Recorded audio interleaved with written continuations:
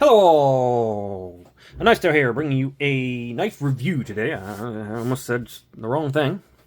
This is the Kizer Tomb.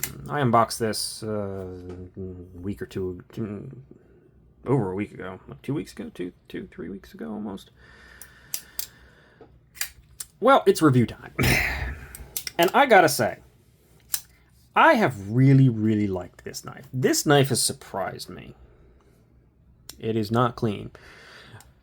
But this knife has surprised me. I've liked it a lot more than I thought I was going to. And I mean, I thought I would like it because it's just such an interesting looking knife, but it's a lot better than you'd think just looking at it. Because it looks a little bit wonky. It looks like, oh, hard angles. Maybe it's not great setup wise.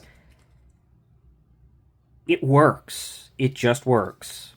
And we'll talk more about that as soon as we get to past the specs, which we'll start out right now. Blade length is 3 1/8 to the scales, but cutting length is actually quite short on this, where you have about 2 inches and 5/8 for cutting length. Overall, 7 5/8, and the handle is 4 and a little over 3/8. Not the greatest blade to handle ratio in existence, or especially not blade to cutting edge ratio, but that's something that sometimes happens with designs, right? Sometimes they prioritize other things, different things. Comparisons to the Civivi Elementum, and I just hit that, and the Civivi Conspirator for the small and full-size knife comparison. As you can see, it does fall in between, but again, you're getting maybe a tiny bit less cutting edge than the Civivi Elementum. You're definitely getting more knife, though. If you're a stickler for ratios, this is definitely not your knife. And normally I like ratios to be as close to as much blade as possible, especially, and cutting edge as possible as well. But I don't know. Because this is doing so much unusual with its form, it just still works for me, even though this would normally be much too small for my tastes. Oh, final comparison is to AA batteries. And as you can see, with up in the Choya, anybody could get their mitts on this thing. Even someone with big hands, like huge hands, could probably get their mitts on this thing. No problem. Weight of the tomb in this particular one with the PEI or Ultima whatever handle is 3 ounces. So blade length itself is over, cutting edge is over ounce an inch, cutting edge is technically a little bit under, but it's quite light.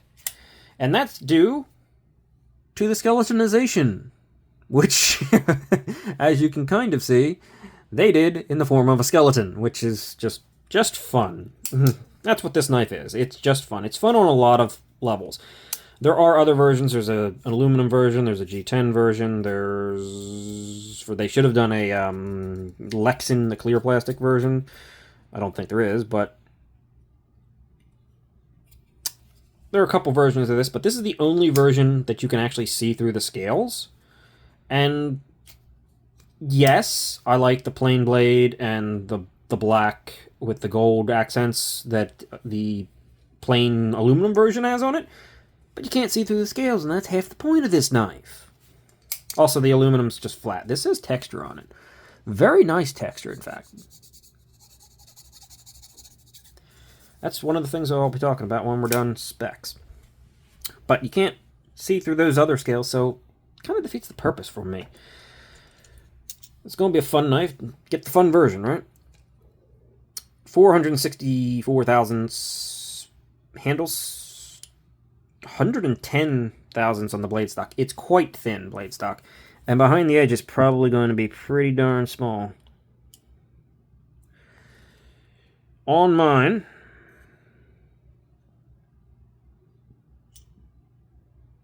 Yeah, 8 to 9 thousandths behind the edge. This thing, you don't have a giant amount of room to slice with, but my word, is it a good cutter. It's a full, basically a full flat grind. I mean, there's a little bit of, you can see the grind drop from the spine there, but from here forward, it's a full flat grind.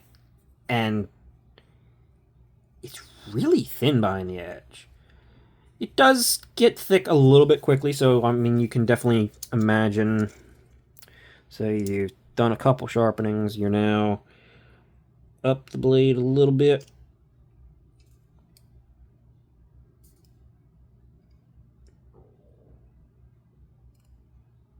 That's still not bad. That's up there on the blade. Well, not there. That's 24 thousandths, but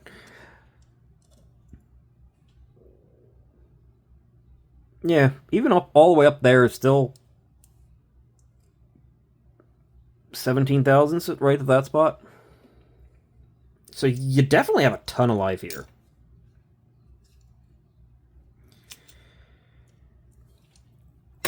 Which is nice to see. Hardware. Hardware check is the last spec that I keep forgetting. T8. Unfortunately, T6. Though this is T8 as well. You know what? The pocket clip's T6, but it looks like underneath there, it's full T8. So the only thing and the pocket clip is not reversible. So the only thing you'll ever have to deal with is, have to deal with it, is T8s, which is great. And it's pretty simple construction. One there, one there, one there. Standoffs. These two come apart. This scale should be popping off, and then the final T8 is underneath. Now that we're out of specs, let's just talk about this knife real quick. It is a front flipper, and the jimping comes around like a front flipper should. However, the jimping's not great on this knife. I will admit that. It's not catchy. It's super rounded down. It may partially due to the fact that this version is a PVD coating, so if you don't get the PVD coated one, that might change. It might be a little sharper and everything. But it's slick. It doesn't really provide much traction. So I do find myself, like, I can do it reliably, but if I do it from here, I do find myself slipping off. Fortunately, it's pretty tall, though you do have to go down a little bit because of how tall it is, because that far, you know, you have to basically be below this point right here. And when I go down that far, I tend to do it with the side of my thumb instead of, like, the front of my thumb, because I'm not in as comfortable position, and that's where it slips off mostly, so, it's fine. You can do the reach around, you can do the tricks and everything like that. You're fine. And you have the button if you just don't want to mess with the front flipper. So, yes, it's a front flipper only, but it's also a button lock, so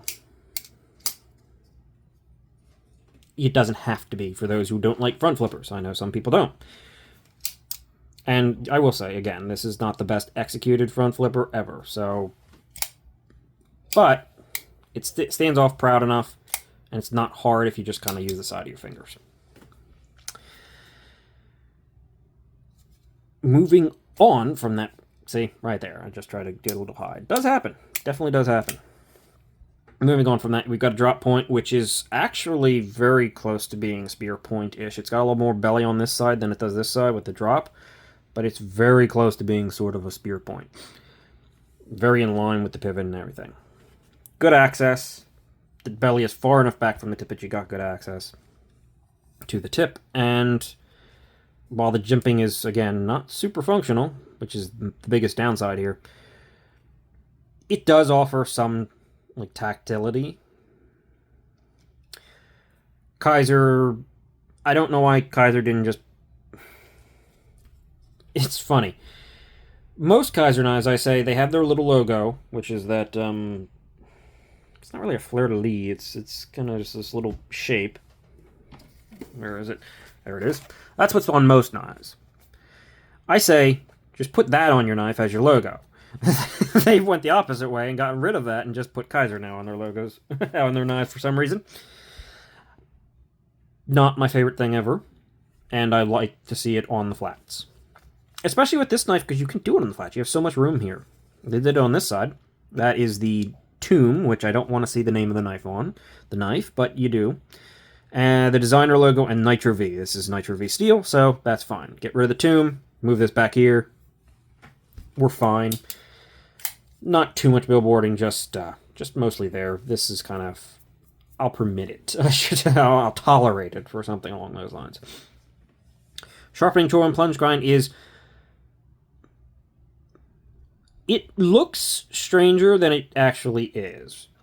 It looks like, why, when they have all this room, does it have to come out and actually stop on an angle right here? It's not getting in the way of the sharpening tool that they've given you. The stop pin is way back here, so it's not touching the edge, so you can cut in more life. You'd think, though, why didn't they just stop it back here? I will say, I think that this was a smart move on Kizer's part here. Because when you go up to choke up on this thing, you push your finger into this. If it was the plunge grind stopped here, this would be super thin and could probably be very uncomfortable and pokey. As it is, at the very apex of it, it is a bit pokey because it's super thin. So I think having it drop down the way they did was very smart. Maybe that's the designer's input. Like, the overall thought-out design is quite well done, in my opinion. That's everything this is. This is an opinion. That's a dog. Giving you a sharpening notch, give you a little bit of protection with a guard. It does kind of, I'll be honest, when I hold up in this position, I don't hold up right up to the guard. I kind of hold back here, and the guard does feel like something that you could like roll or slip over. It's not the biggest guard in the world. But when I'm actually holding up in the choil, I'm kind of back here most of the time. Kind of away from it. Right? I never get all the way up in there to feel like I'm going to slip over. Though when I do kind of feel like I could potentially, if I'm not gripping properly, slip over that nubbin. But most of the time I'm back here, and this is where it's like the most comfortable, and you're kind of far away from it. So don't worry about it if you're most of the time. Moving on to the button lock. The button lock is solid. The button lock is probably one of those... no, I don't think it is one of those... They had that specific type of button lock on the Cormorant and a couple other, I think, knives. I think this is just more of a regular button lock. It's not, like, internally structured or anything like that. But it is solid. I've given it some light spine wax. There hasn't been any play and hasn't developed any issues, and it is still centered, yeah. So that's good. Now, we're not there yet, so we'll go back to the handles. You can, of course, see that's the underside of the button lock and the spring in there, and you can see the skeleton liners. Now to the handle, the texturing is really nice on this. It's really fine, but it's really pleasant to interact with. It doesn't offer a lot of texture, maybe just a little bit, or like actual like stopping grip, but it's really nice. It's really well done. They did a great job here. Ergos, this is where this thing defies odds, right? This is why this thing is much more of a complete package and much more of a, honestly, almost a home run than you'd think it would be, or I think probably most people would think it would be just looking at it. It's the coffin-shaped handle, obviously. Tomb, yeah. Though coffin-shaped handles are usually this way around, in my experience. But this coffin-shaped handle, whether you're back here, for me, I have more than enough grip space here. Pushing right here on this part of the spine that goes back further, pushes that into your hand, and it's really comfortable. It's rounded really nicely. They finished everything really nicely, even on the plastic. Even though technically the insides of this are actually a bit sharp on the plastic, I don't find myself bothered by it. It's like I'm not... Even when I rub my hand like this, there's enough... I don't know if grace or the outside is smooth enough or it's tight enough in there because of the thin blade stock. You don't get caught on the hard edges. And out here, there are no hard edges. So back here, super, super comfortable. The pocket clip actually, in my hands, is like just about perfect for a deep carry pocket clip. I'm around it a little bit on the back. It's not poking into my hand. It's surprisingly comfortable. Choked up, also surprisingly comfortable. This change in angles kind of acts as a trigger pull when you push into it. And that's why I'm kind of back away from the edge, because I'm pulling right in the middle of this while pushing into it. It's super comfortable. It really is. This just works a lot better than I was expecting it to when I first saw it. I mean, it's a cool knife, and that's what that is. It's a fun, cool knife that's just interesting. But it does its job a lot better than I was expecting. Pocket clip, back to that. It has a little bit of a straight, a little more than a flat than it probably needs. It could probably be cut off a little bit shorter and a little bit sooner. But it works. It works great. It's Kizer deep carry pocket clip. It's fine. Now, you could argue, or say, a lot of people would say, it should be, of course, why is it not? Or why is it not reversible? This is a button lock. It's an ambidextrous knife, right? That is a dog barking at something. I personally think that they made the right decision here. I know that's going to sound bad, and sorry, lefties, but it was the right move not to make this thing reversible. Some people might critique it for it, but because of where they put the button, being centered and everything, most button locks, let's be honest, are... Well, I had a comparison knife. Most button locks ride the spine with the button. This one sits right behind the pivot. Now in this grip, that's fine.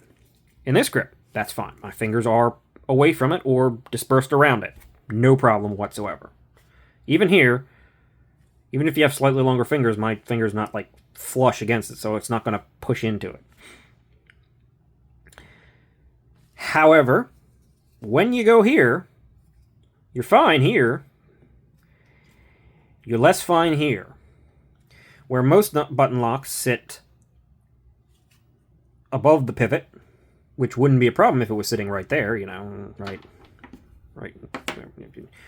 in this general area, like it is on this knife. The button is underneath the pad of my index finger. Now, I, for one, don't disengage it when I squeeze down on it. But I imagine, like, I can definitely feel myself engaging on it. Especially if I try to go forward and up into this choil. I'm definitely on that button. Much more than I would be if it was up here. It doesn't disengage. I haven't noticed it. And I've played around with it in this hand just to check this. I hadn't had a problem with it, but someone with like maybe a really big hand or hard calluses or just putting a tight grip in it.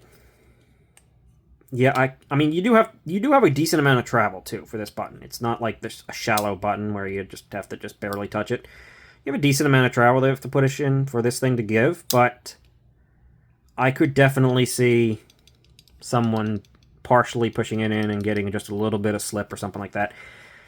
Not reversing this clip on this one was the right decision on this button lock because of the design.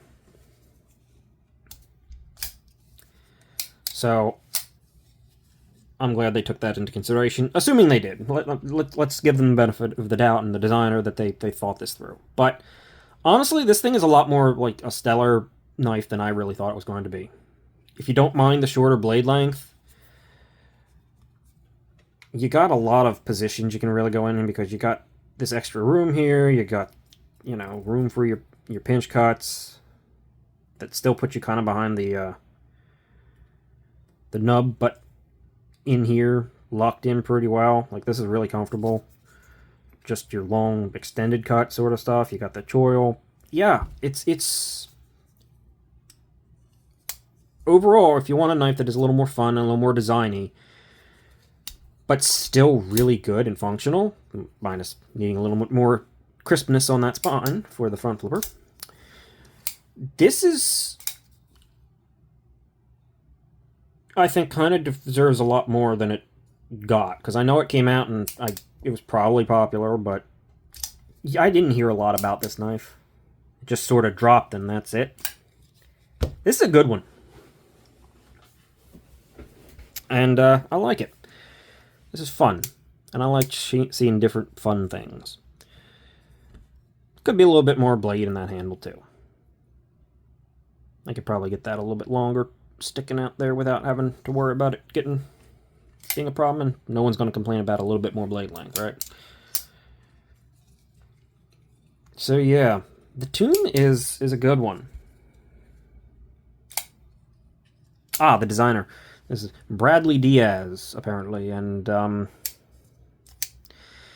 I would assume that's his logo, but that looks like an AS, or yeah. So Bradley Diaz. Because I'm looking at the box and it says Bradley Diaz. Like, what? I don't get your logo, sir. I do like your work because this is fun. Your design is good. Oh, if you have this, try to do this kind of reach around. It does take a little bit more effort. I find myself the best reach around is being above the button. I can do it from below the button, but I need a little bit longer fingers. I have stubby fingers, so ignore me. It'll probably work for most people. If you're not, under a camera and incompetent. sort of the whole thing I got going here. Right? That's my whole thing. The tomb is good. I like it. I'll recommend it. I'll link it. And I appreciate you guys watching. Anybody. Like and subscribe. Or don't. I mean, yeah, it's whatever, right? It's up to you. Hopefully I can do something that someone sees value in subscribing to, so. And if I didn't, tell me why.